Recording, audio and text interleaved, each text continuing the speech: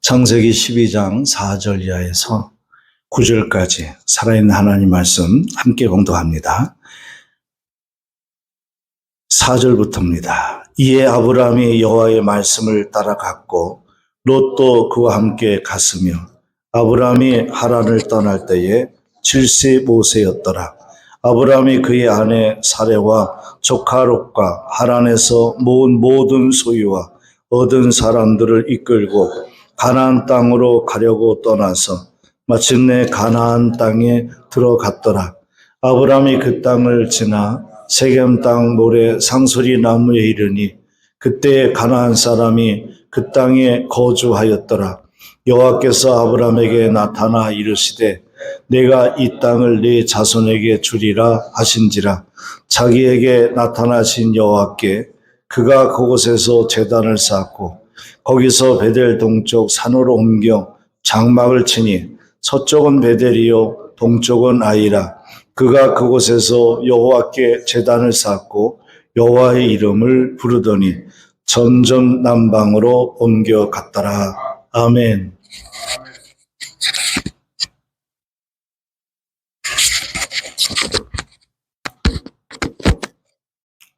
네, 오늘은 예배가 살아야 인생이 삽니다 라는 제목으로 함께 은혜 나누겠습니다. 하나님께서는 아브라함을 믿음의 조상으로 삼으시기 위해서 그를 갈대아 우르에서 불러내십니다. 그런데 중요한 것은요, 하나님이 아브라함을 부르신 까닭은 아브라함이 다른 사람들에 비해서 특출나게 믿음이 있어서가 아니라 하나님이 아브라함을 부른 까닭은 우리보다 다른 사람보다 월등히 뛰어난 믿음이 있어서가 아니라 하나님의 꿈 때문에 아브라함을 부른 겁니다. 하나님의 계획이 있어서 아브라함을 부른 거지. 다시 말해서 하나님의 섭리와 계획에 의해서 아브라함이 부름을 받은 것이지, 아브라함이 잘나고 잘돼서 그리고 잘 믿어서 아브라함을 부른 게 아니라는 겁니다. 왜냐하면 하나님이 아브라함을 처음에 부를 때 그는 갈대아 우르, 지금으로 이라크 땅인데 우상 숭배의 나라였고요. 그리고 그의 아버지부터 가업을 물려받은 아브라함의 잡도 우상을 만드는 그러한 직업이었기 때문에 하나님이 아브라함이 믿음이 좋아서 부른 게 아닌 거예요. 그 하나님이 아브라함을 부른 이유는, 다시 강조해요, 중요한 얘기이기 때문에 하나님의 꿈 때문에 아브라함을 부른 거예요. 마찬가지로 하나님께서 저 여러분을 부른 것은요, 이 땅의 다른 사람들보다 우리가 잘나고 헌신도 잘하고 믿음이 좋아서가 아니라 하나님의 계획과 섭리가 있어서 계획과 섭리가 우리를 불러낸 거지, 내가 잘나서 하나님의 목사가 되고 집사가 되고 권사가 되고 하나님의 사역자가 된 게 아니라는 거예요. 그래서 우리는 알아야 됩니다. 하나님께서 2절과 4절의 말씀에 보면 그런 얘기를 하세요. 이것을 종합해서 보면 이런 말입니다. 네가 만약 내 말을 듣고 순종하면, 내 꿈과 내 계획과 섭리의 부름에 네가 응답하고 따르면 나는 너에게 복을 주겠다라고 약속을 합니다. 우리는 여기서 믿음은요, 하나님의 복과 약속이 있다는 사실을 아브라함을 통해서 알게 됩니다. 창세기 12장 2절 말씀, 지난주에 우리가 나눈 말씀인데 다시 한번 읽어봅니다. 시작. 내가 너로 큰 민족을 이루고 내게 복을 주어 내 이름을 창대하게 하리니 너는 복이 될지라. 아멘. 하나님이 약속한 복은 세 가지로 얘기할 수 있습니다. 첫째는 큰 민족을 이루어주겠다. 너를 통해서 큰 민족을 이루게 하겠다. 두 번째는 내게 복을 주는데 그 복이 내 이름을 창대케 할 거다. 세 번째는 너는 복의 근원이 될 거다. 라는 세 가지의 복을 줬습니다.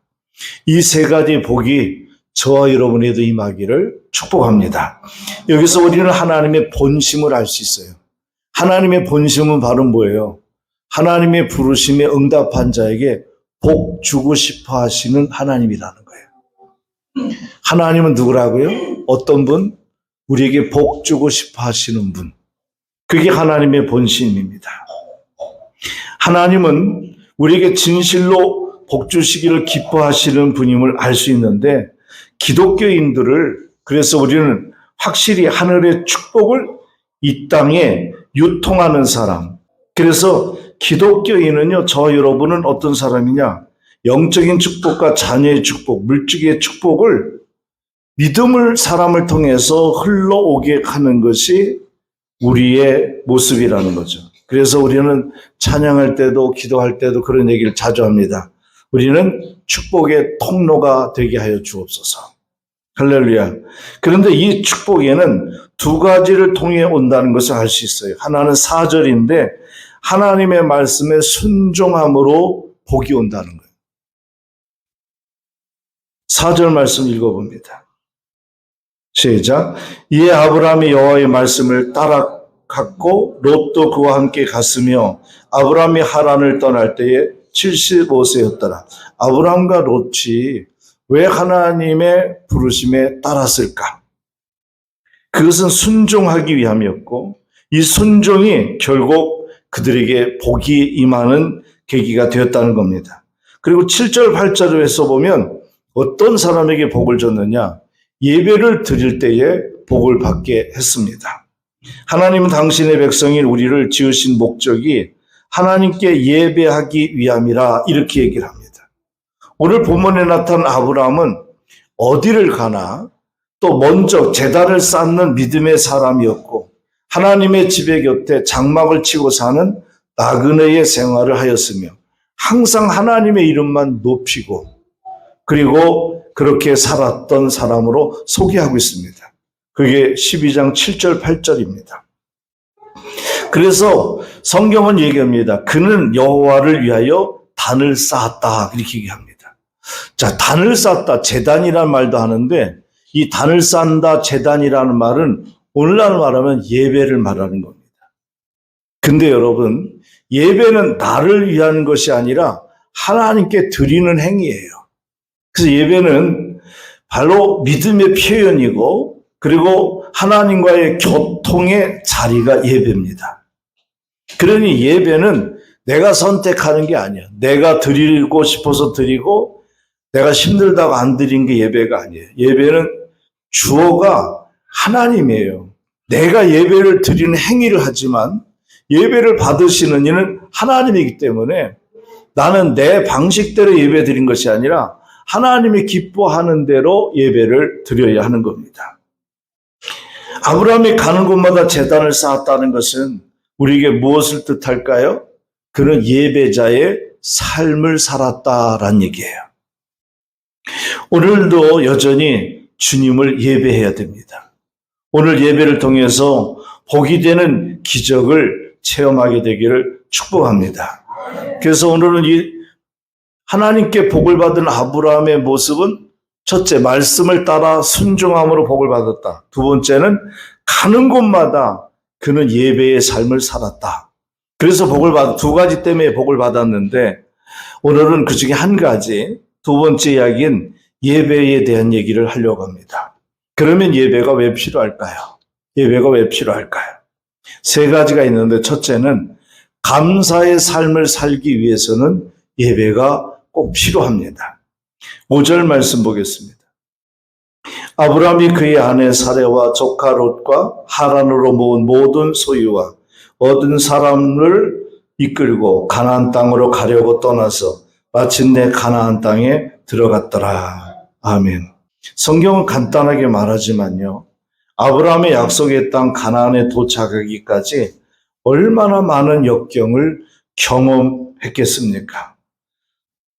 천신만고 끝에 마침내 아브라함은 그 가나안 땅에 도달했습니다. 그리고 감사했을 것입니다.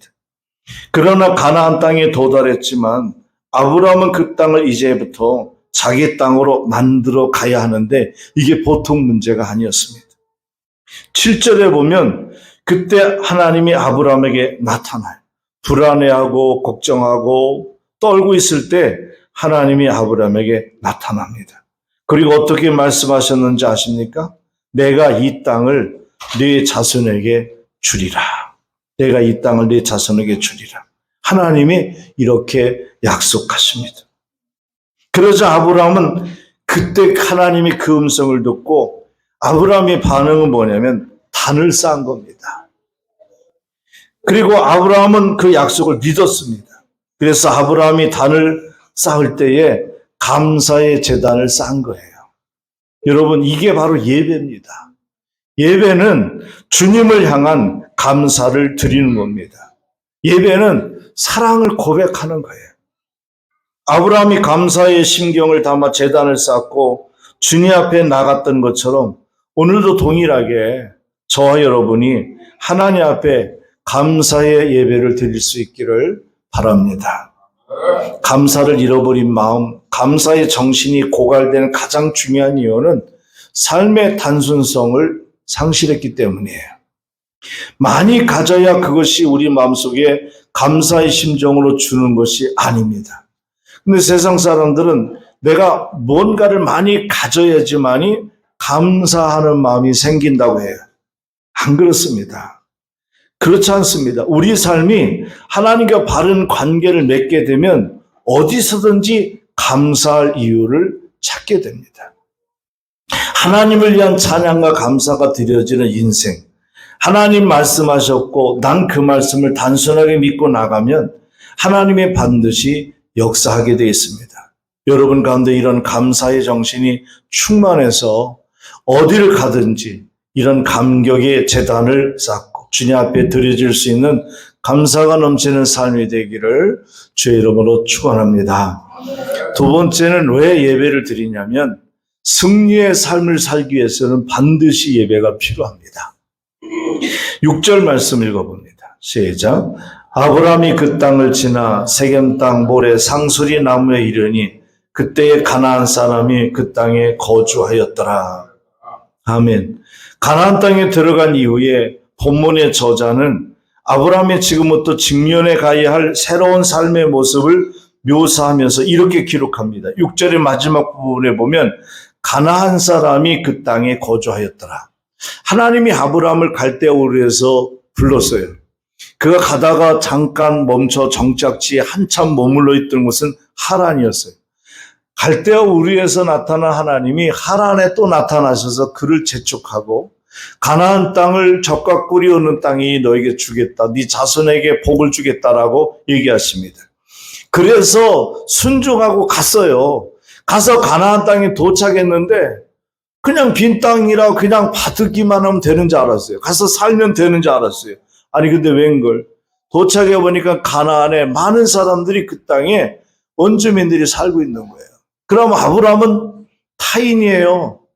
그럼 그 땅에 살려면 그 지역 사람들에게 허락을 받거나 그들과 다툼이 생길 수 있어요.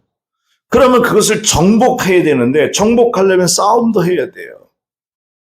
하나님이 청교도들을 스코틀랜드에서 출발해가지고 영국 스코틀랜드에서 출발해가지고 배를 타고 항해해서 그 먼 항해를 해가지고 풍랑을 만나 죽기도 했어요. 가는 도중에 죽는 사람도 있었어요. 그리고 미지의 세계에 새로운 땅이 그게 바로 미국인데 그 땅에 도착했을 때 그냥 들어간 게 아니에요. 인디안들이 그들을 잡아 죽이려고 굉장히 위협하고 있었다고요. 아브라함도 마찬가지예요. 갔는데 가나안에 들어갔는데 가나안에서 살려면 거기서 그들과 사투를 일전을 불사할 상태가 된 거예요. 근데 아브라함은 군사가 아니잖아요. 아브라함의 일행은 군대가 아니잖아요. 아브라함은 어땠을까? 두려웠을 겁니다. 위축되었을 겁니다. 그때 하나님이 나타났습니다. 그리고 아브라함에게 용기를 주었습니다. 다시 말해서 이때가 언제냐? 하나님께 단을 쌓을 때에 아브라함의 마음속에는 바로 그 가나안의 삶을 직면할 수 있는 새로운 에너지, 그런 용기가 용솟음 쳤다는 것입니다. 언제? 예배 드릴 때. 예배 드릴 때 그렇게 됐다는 거예요. 여러분들이 왜 내가 예배를 잘 드려야 되냐 하면 예배를 잘 드려야 복을 받아요. 하나님의 복은 예배를 통해서 임하게 돼 있어요. 그렇기 때문에 축도를 할 때도 하나님의 복이 임하는 시간이고요. 설교를 할 때도 여러분이 아멘으로 하다 보면 복을 받고요. 헌금을 드리고 기도하고 찬양할 때도 복과 은혜를 받는 시간이라고요. 승리한 아브라함의 비결은 예배 때문이었어요. 예배를 드림으로 승리했어요. 여러분 승리하기를 원합니까? 가정이 지금 회복되기를 원합니까? 그리고 여러분의 삶 속에 하는 일들이 복받기를 원하십니까? 예배 성공하라니까요. 가족들과 예배는 목숨을 걸고 지켜야 돼요. 이게 바로 우리가 드려야 될 승리의 예배예요. 다시 말하면 단을 쌓을 때 아브라함의 마음속에는 바로 그 가나안의 삶에 직면할 수 있는 용기와 힘이 생겼던 겁니다. 그것이 제단이 주는 의미입니다. 이것이 예배가 우리에게 주는 복입니다. 제단을 쌓는 중요한 동기, 여기 아브라함은 권능을 체험했고 하나님의 능력이 체험하면서 가나안 땅에 살아갈 수 있는 새로운 능력을 공급받으면서 승리의 발걸음으로 일어설 수 있었던 것입니다. 여러분, 오늘 험악한 시대에 살아가고 있습니다.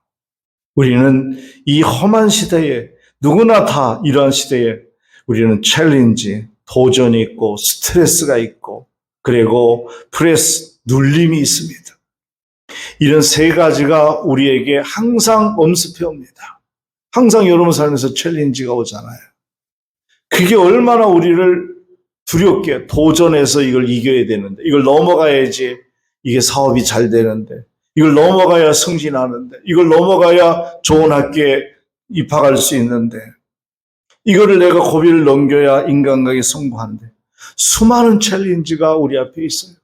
그리고 그 일을 살아내느냐고 매일 우리는 스트레스에 살고 있어요. 여러분 아세요? 사람이 몸에서 병이 걸리고 암에 걸리는 제일 큰 영향은 스트레스예요.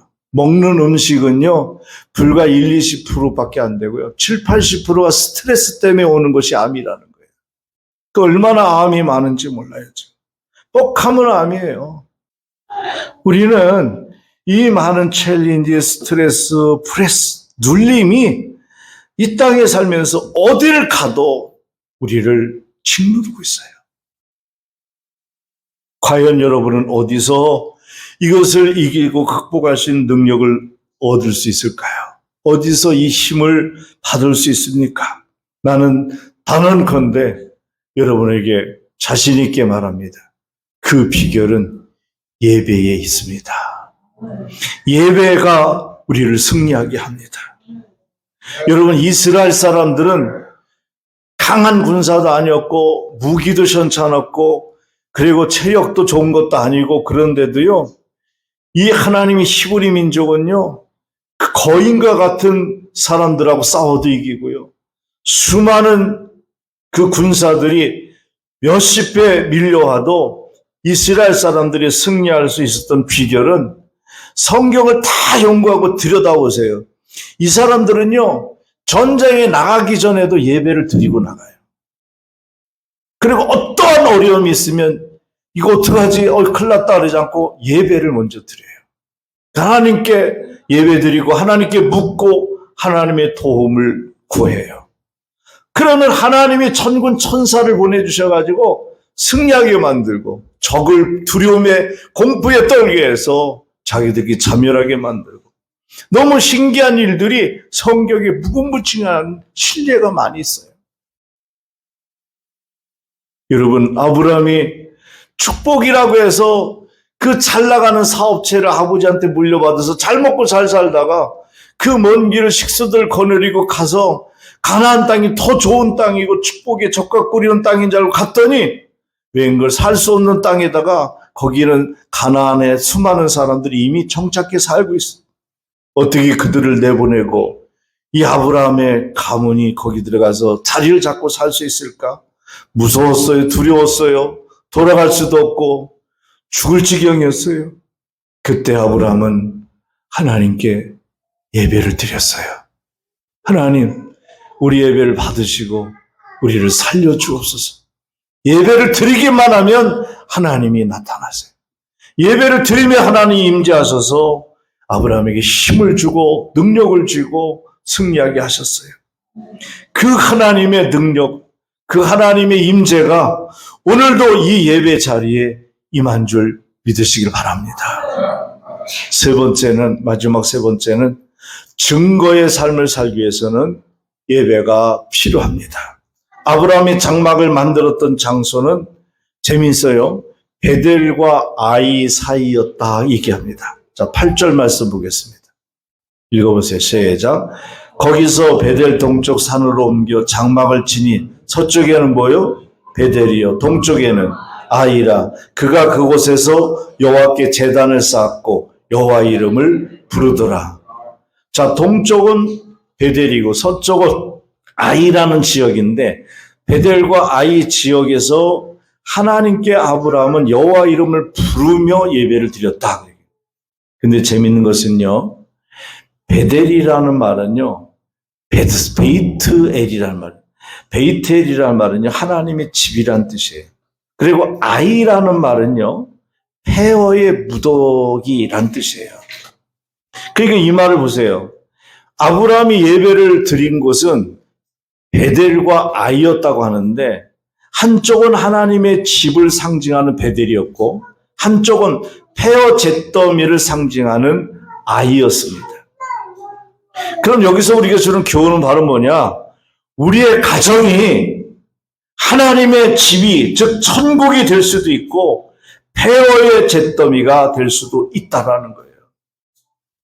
여러분의 가정은 지금 천국과 같이 행복합니까? 아니면 지옥과 같이 폐허의 잿더미처럼 그런 지경에 놓여 있습니까? 그럼 그 차이는 뭐에 있느냐는 거예요. 여러분들은 집에 돈이 없어서 그렇다. 그리고 가정관계, 부부관계가 안 좋아서 그렇다라고 하지만 아니에요. 절대 그게 아니에요. 이유는 단 한 가지예요. 여호와 이름을 부르며 예배를 드리는 가정이냐 하나님을 찾지 않는 가정이냐에 따라서 거기가 천국이 될 수도 있고요. 거기가 여러분 폐허가 되는 잿더미가 될 수도 있다라는 거예요. 그래서 아브라함은 베델과 아이 사이에서 하나님께 예배를 드렸다. 그렇게 얘기를 합니다. 그렇습니다. 우리 가정이 하나님의 집이 되기려면 가정에 찬양의 소리가 있어야 돼요. 여러분 집에 찬양을 틀어놓으세요. 내가 찬양을 부를 수가 없으면 스마트폰이든 무슨 TV에서 기독교 방송 유튜브에 보면요 다 있어요. 찬양을 틀어놓으세요. 찬양이 있는 곳에 사탄과 어둠의 권세가 물러가고 하나님의 경배를 받기 위해서 임재하세요. 여호와의 임재가 있고 하나님을 향한 사랑과 예배가 있는 곳 가정의 천국이 되기를 축원합니다. 그러나 하나님이 살아계신 임재가 없고 성령의 기름 부음이 그런 가정은 아무리 화려한 집안이라 할지라도 그 가정에 들어가면 지옥 같은 거 집에 들어가기가 싫은 거예요. 지겨워 집에 들어가기가 싫다. 그러니까는 포장마차 가서 술 먹는 남편도 있고 집에 들어가서 밥하기도 싫은 아내도 있는 거예요. 집에 들어가기 싫은 자식도 학생들도 있는 거예요. 왜 집구석이 가정이 그렇게 지옥이 되게 만들었어요? 그건 단 한 가지예요. 하나님께 예배가 없기 때문에 그래요. 하나님께 찬양이 없기 때문에 그래요. 가정을 힘들어도 찬양하세요. 아무리 어려워도 하나님께 예배하세요. 아브라함이 그랬잖아요. 감사의 제사를 드리고 그리고 하나님께 찬양을 드리고 예배를 드렸더니 승리하게 됐잖아요. 어떤 사람은 난 살기 위해서 먹는다. 일하려니까 먹어야 된다. 먹고 마시는 것을 뭘 하든지 주의 영광을 위해 하라라고 성경은 얘기했는데 자기 썩어질 육신과 자기 안목을 위해서 먹는다는 거예요. 그건 돼지와 뭐가 다를 게 있어요. 겨우 살기 위해서 잘 먹고 잘 살기 위해서 일하고 그리고 그렇게 노력합니까? 유치하잖아요. 그것밖에 안 됩니까? 우리는 나를 지으시고 나를 구원하시고 우주 만물을 창조하신 그리고 내가 있을 곳을 예비하러 가신 천국의 사람으로 우리 주님과 함께 살기 위해서 지금 사는 거잖아요. 여러분, 가정을 빨리 천국으로 바꾸세요. 찬송을 트세요. 찬송을 따라 부르세요. 그리고 기도하세요. 기도하세요. 여러분의 발걸음이 미치는 곳마다 하나님의 나라를 확장시키는 놀라운 역사가 있기를 바랍니다. 그것이 바로 증거의 삶입니다. 하나님을 향한 찬양과 기도가 있는 그곳에 천국이 임하는 것을 믿으시기를 바랍니다. 이것이 제단을 쌓는 삶이고 이것이 예배자의 삶입니다. 끝으로 그럼 어떻게 우리는 제단을 쌓을 수 있을까요? 구체적인 헌신을 말하는데 로마서 12장 1절에 바울은 우리가 어떻게 하나님께 헌신하고 예배를 드려야 되나? 라는 것을 가르쳐줬습니다. 한번 읽어봅니다. 그러므로 형제들아 내가 하나님의 모든 자비하심으로 너희를 권하노니 너희 몸을 하나님이 기뻐하시는 거룩한 산 제물로 드리라. 이는 너희가 드릴 영적 예배니라. 아멘. 자, 여기서 말씀해 보면 잘 주목해 보세요. 너희 마음을 드리라는 얘기를 하지 않고 바울은 내 몸을 드리라 이렇게 얘기합니다. 그럼 이것을 왜 바울은 이렇게 표현했을까요? 몸을 드린다는 것은 헌신을 말하는 거예요. 그러니까 우리가 하나님께 예배 드릴 때 헌신적인 예배, 헌신 예배 드리잖아요. 그 어느 기관에 헌신 예배를 드리는 것 그것만이 아니라 우리의 예배는 다 헌신이에요. 식사당번으로 헌신하고 찬양단으로 예배원으로 찬양봉사로 우리는 헌신하는 거예요. 그리고 헌신적인 예배를 드린다는 것은 시간과 물질을 드린다는 거예요. 시간을 드려야 돼요. 저는 우리 어머니한테 예배는 어떻게 드려야 된다는 걸 배웠어요. 우리 어머니는 학교 공부도 별로 못하신 분이에요. 우리 어머니는 많은 지식 있는 분도 아니에요. 근데 저희 오남매한테 가르쳐 준 게 있어요. 예배는 생명이다 그러셨어요. 근데 저는 그 예배가 생명이라는 것을 언제 깨달았냐면 우리가 교회를 갈 때 1시간 넘어서 옛날 시골에는 걸어서 다녔어요. 다리도 없어서 돌다리를 건너가는데 1시간 걸려서 교회를 가요. 근데 가다가 길거리에서 개구리를 만났어요. 개구리를 놀고 누님들과 동생들과 개구리 갖고 놀다가 예배를 못 드리고 예배가 지나가 버렸어요. 아니, 늦었는데 그냥 집에 가자. 집에 갔다가 저희들이 교회 안 갔다는 소리를 교회 학교 선생님한테 듣고 우리 어머니가 화가 나셨어요. 점심, 저녁 밥 안 주시더라고요. 그러면서 이렇게요. 엄마, 배고파 밥 줘요. 그랬더니 우리 엄마가 하는 소리가 이렇게 했어요. 하나님은 너희들을 만든 것은 너희들을 통해서 예배를 받기 위함인데 너희들 오늘 예배를 안 드렸어. 그러니 너희들은 밥을 먹을 자격이 없어. 그러니까 밥을 먹지 마. 우리 어머니는요, 내가 배고프면요, 제일 마음이 아파하고 안타까우십니다. 마지막 돌아가시 요양원에 계실 때도 저거 붙잡고 얘기하다가 가려고 그러면 벌써 가려고 엄마 여기 요양원 면회 시간이 30분인데 내가 운영위원장이라 1시간 반 있었던 거야. 그리고 나 배고파 밥을 안 먹어. 우리 어머니 아이고 여태까지 안 먹었냐고 빨리 가서 밥 먹고 와. 그러면서 밥 먹고 온다는 핑계로 집에로 오는 거예요. 그 아들이 밥을 아직 안 먹었다면 제일 마음 아파하는 분이 그런 어머니가 어렸을 때 교회에 한번 빠졌다고 점심 저녁을 굶기시는 거예요. 예배를 안 드리고 주일을 빠진 자식은 밥 먹을 자격이 없다. 저는 그걸 배웠어요. 그래서 그때 알은 거예요. 아, 예배는 생명이다. 왜? 밥 안 먹으면 죽잖아요. 그래서 밥을 먹으려고 전 교회를 다녔어요, 처음에. 밥을 안 주시니까. 나중에 성장해서 예배가 생명인 것을 진짜 의미를 깨달았죠. 그래서 저는 우리 아들들에게 똑같이 가르쳤습니다. 죽어도 예배는 드려야 된다. 여행 가서도 다른 친구들은 토요일 날 여행 가서 그 다음 날까지 놀다가 일요일 날 저녁이 오지만 너희들은 토요일 날 밤 늦게 잘 때 오든지 아니면 새벽이라도 달려가라. 우리 아들들은요, 예배를 빠진 적이 없어요. 그래서 어디를 여행 가도요, 주일날 새벽에 부산이라도 오는 거예요. 우리 아들이 이렇게 커가지고, 지난번에 임동건 집사가 상회에서 그런 얘기 했다 그랬잖아요. 경하고 저하고 한참 신혼 때 친구들하고 부산 여행 놀러 갔는데, 아빠가 주일날은 예배 꼭 드려야 된다. 그래가지고 새벽에 일찍 일어나가지고 11시 전에 교회 오려고 달려왔다. 왜 아버지는 저러시는지 모르겠다. 너무 지독하다라고 했는데, 내가 성장해서 예배를 인도하는 찬양단 인도자가 되고, 그러다 보니까 이제 깨닫게 됐다.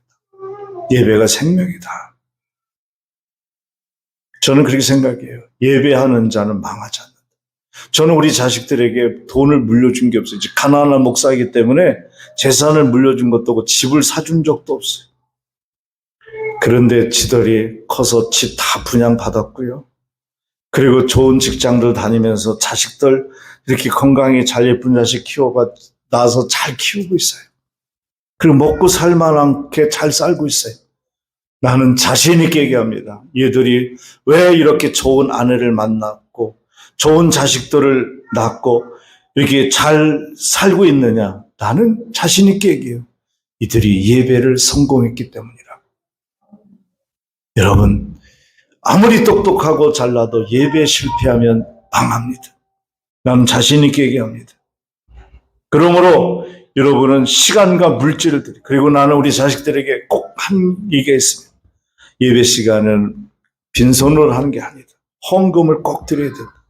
그 헌금을 꼭 드립니다. 오늘도 배워서 교육을 시켰더니 우리 시안이도 와서 헌금을 아까 넣더라고요. 사랑하는 여러분, 정말 나는 이렇게 얘기해요. 하나님께 시간과 물질을 드린 것은 저금하는 겁니다. 반드시 이자가 30배, 60배, 100배, 신명기에는 1000배로 복을 준다고 했습니다. 여러분, 돈이 있어서 헌금하는 게 아니라 정성이 있어서 헌금하는 겁니다. 내가 생활에 여유가 있어서 헌금하는 게 아니라 주님을 사랑하기 때문에 헌금하는 겁니다.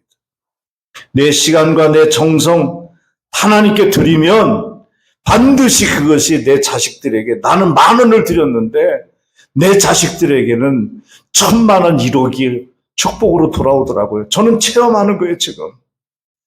사랑하는 여러분, 인색하면은 하나님도 인색합니다. 심은 대로 걷습니다. 내 달란트를 바쳐 전능하신 하나님을 섬김으로 결단하면 여러분 일생에 하나님이 귀하게 쓰임받는 일꾼들, 그리고 복받은 사람들이 될 줄 믿습니다. 하나님의 임재가 여러분과 가정에 임하여 예배의 성공자가 되시기를 축원합니다.